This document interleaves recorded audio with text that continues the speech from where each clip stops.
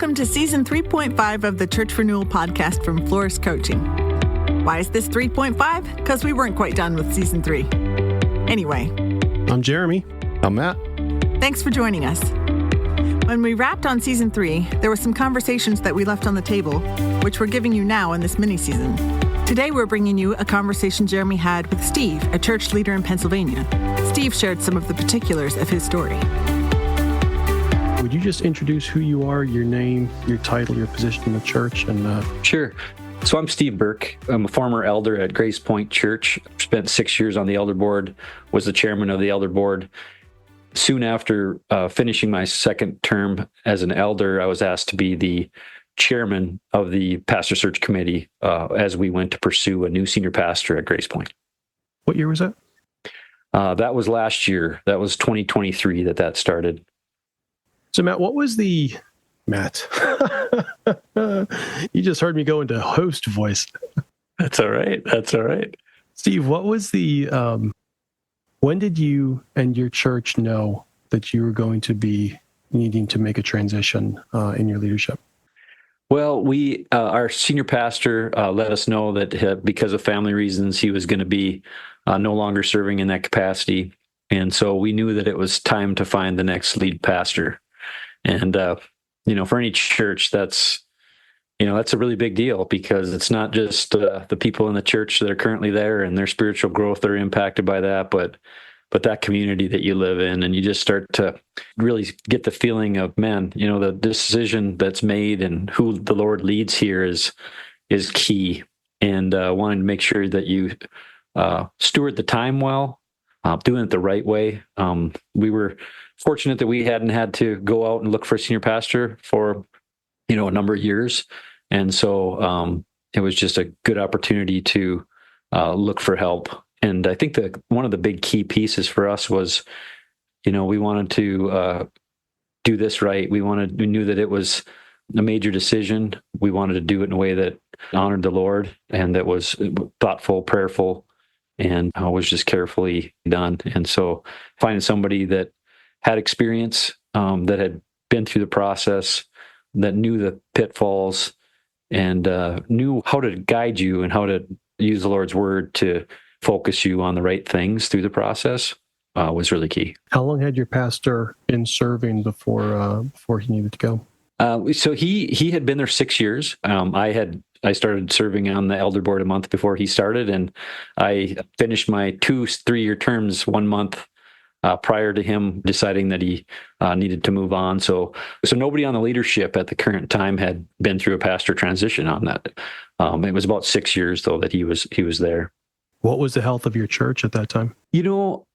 Over those 6 years, we actually one of the key things when our former pastor came in was a focus on health. We really believed that there was room for growth and health improvement, and we had made some major strides. But we also knew that transition times are a great opportunity to look at who you are, look at where you're at as a church, and to try to prepare to set the next pastor up well. With as healthy a church as possible. And that's one thing that Flourish, we're just essential in being able to help us to find our blind spots, be able to be prayerfully, but very direct on how he delivered that information to us on here's where you're at, guys. Here's where, he came out and did his assessments, came out, talked to people, talked to the elders, talked to staff, and really got a good sense of where we were doing well and where we could grow, where we could get healthier.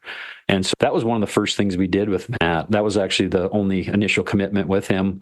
And after that process, it was just really clear to me that the Lord was working in Matt, and he was simply going to do what the Lord asked him to do.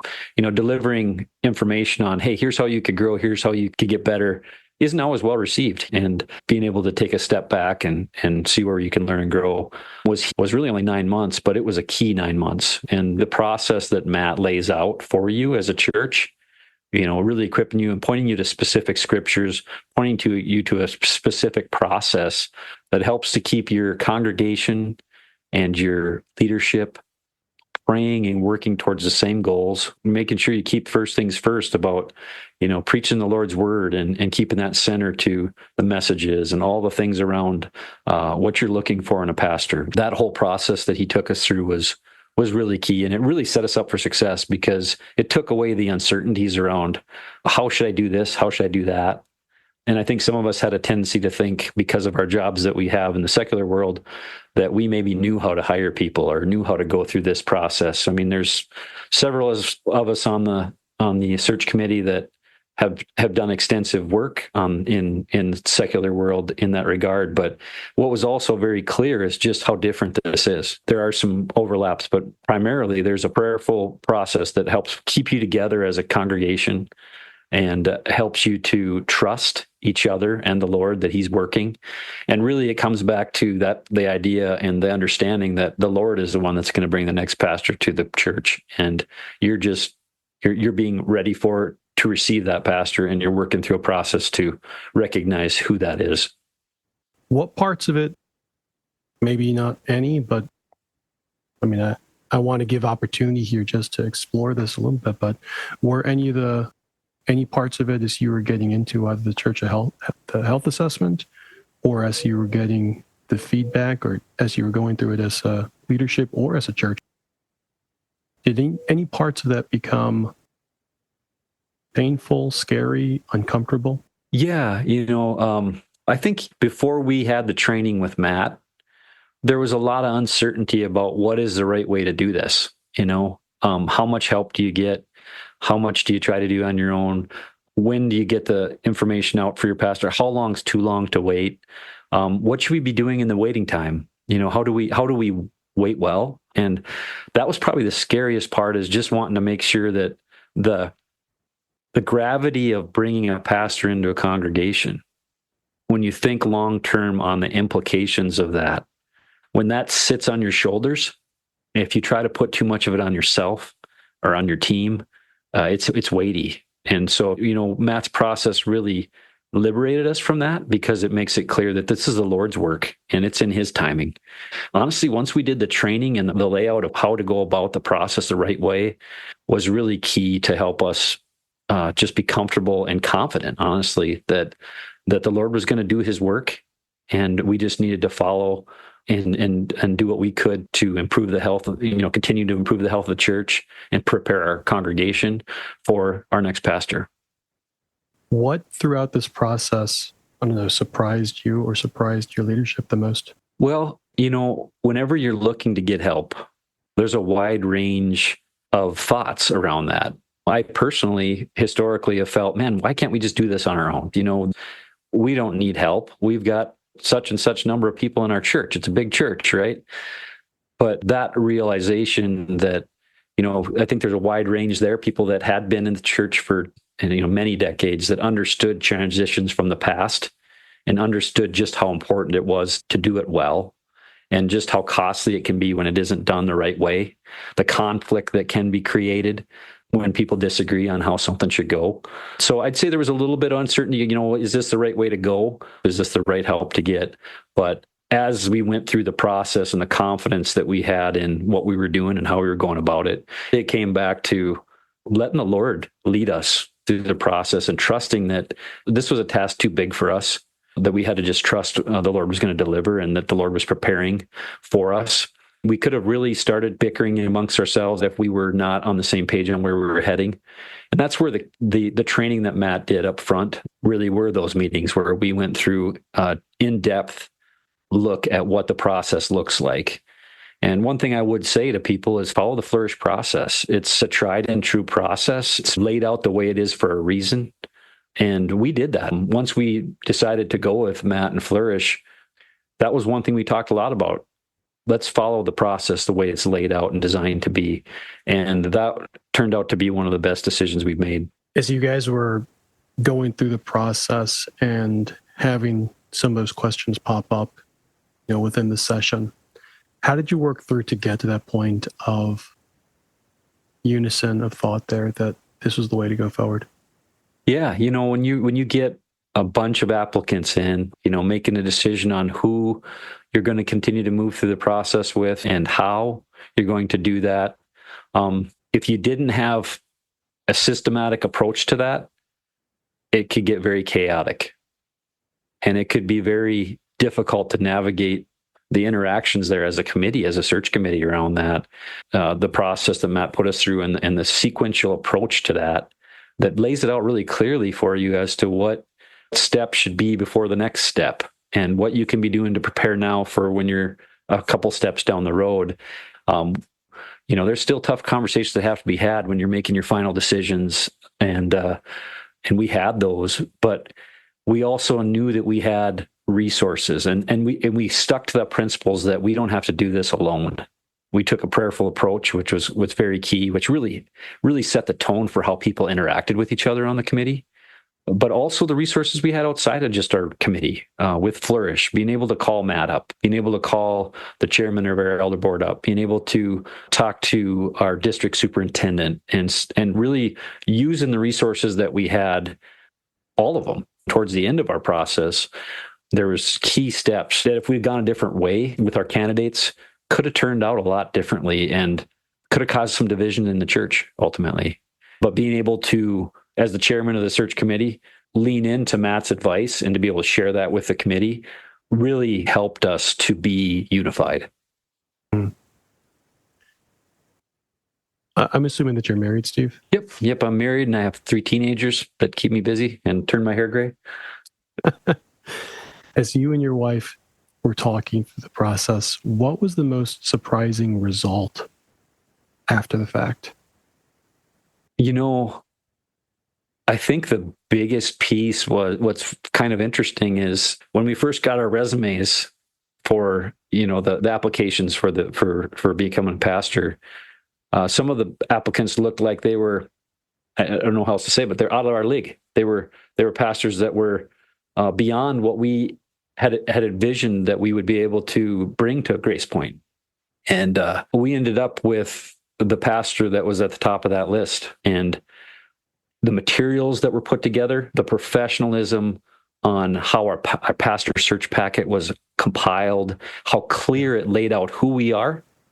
These pastors knew who we were before we even talked to them because the information was so well put together and it was so professionally done that they could visualize what we were as a congregation. They could read about what we believed in, what we valued, and our history. And so I think that really helped us as well because the candidates that applied, they wanted to be a pastor at Grace Point Church. That's great. When you have candidates that are prayerfully considering your position based on really understanding it, you're a long ways down the road. Having gone through this yourself, yep. Have you talked to any other churches that have gone through the same process, either with Flourish or on their own or with another organization? Absolutely. The experience has been beyond what I had even hoped, honestly. And so I know I've talked to a few people since then, and I even, within our congregation, within our district, there's been a handful of churches that are looking for pastors, and we've made ourselves available to talk with them if needed. I think whenever I've been discussing it, it's just so important for people to know, don't do it alone. Don't try to do it by yourself. That route is a minefield. I mean, it's a problem. Bringing in wise counsel is not only biblical, but it's also a recipe for letting the Lord work through your congregation and doing it in a unified way that will generate the results the Lord wants. At the end of the day, and so I think not feeling like you're being weak or that you're being lazy by getting help. It's not the case. It's wisdom. It's being able to trust other brothers and sisters. It's allowing people to use their gifts and to show you as a congregation the right way to navigate both the process of bringing in a new pastor and also how to spend the time and how to spend it wisely and prayerfully to set your next pastor up for a successful ministry and prepare your hearts. It's a big deal. Transitioning out a pastor, we all know how connected we get to a pastor. transitioning well the hearts of your congregation and engaging them well into the process is very important. Well, I think you answered the question my question was going to be, what would you say to the church or the session or the pastor that's looking at this place, they're not sure what to do, and maybe they've heard of a Flourish, but they're not really sure that that's the way they'd want to go? A couple things that I'll say about Flourish is, Matt's a pastor, and being a pastor and being also someone who understands the process from both sides, from both the congregational aspect of it and also knows the feelings that pastors are going through when they're prayerfully considering these transitions. Mm-hmm. Having that insight into that process so that you do it in a way that is sensitive to all involved and the right way, honestly, really can help you from making mistakes that you don't even know you're making. All the way from the professionalism of what gets put out there for your church on what's going to get posted for the pastor packet, to the professionalism of the process, and all of it undergirded with the gospel, undergirded with it's all based on what the Bible tells us to do. And we know the Bible, but sometimes just being pulled back to the right scriptures in the Bible to put on as your foundation for this process was key for us. And that was a part of our training too. Excellent. Steve, thank you so much. Okay. I'm going to have some fun with it. You know what? It's been a blessing getting to spend some time with you. And so I really appreciate appreciate the opportunity that I've gotten to spend with you. So thank you. I've been very encouraged. So thank you very much. Good. And I think this is about to close out on this, so I'm going to say goodbye. Thank you so much. I will be in touch with you next week. Sounds good. We can pick up from there. Have a great night. See you, Jeremy. See you, Steve. Bye. Take care. Thanks for listening to the Church Renewal Podcast from Flourish Coaching. Flourish exists to set ministry leaders free to be effective wherever God has called them. We believe that there's only one fully sufficient reason that this day dawned. Jesus is still gathering his people, and he's using his church to do it. When pastors or churches feel stuck, our team of coaches refresh their hope in the gospel and help them clarify their strategy. If you have questions or a need, we'd love to hear from you. For more information, go to our website, flourishcoaching.org, or send an email to info@flourishcoaching.org. You can also connect with us on Facebook, X, and YouTube. We appreciate when you like, subscribe, rate, or review our show whenever you're listening. It can be hard for churches to ask for help, so when our clients tell us who referred them, we'll send a small gift to say thanks. A huge thank you to all our guests for making the time to share their stories with us. We are really blessed to have all these friends and partners. All music for this show has been licensed and was composed and created by artists. The Church Renewal Podcast was directed and produced by Jeremy Seferati in association with Flourish Coaching, with the goal of equipping and encouraging your church to flourish wherever God has called you.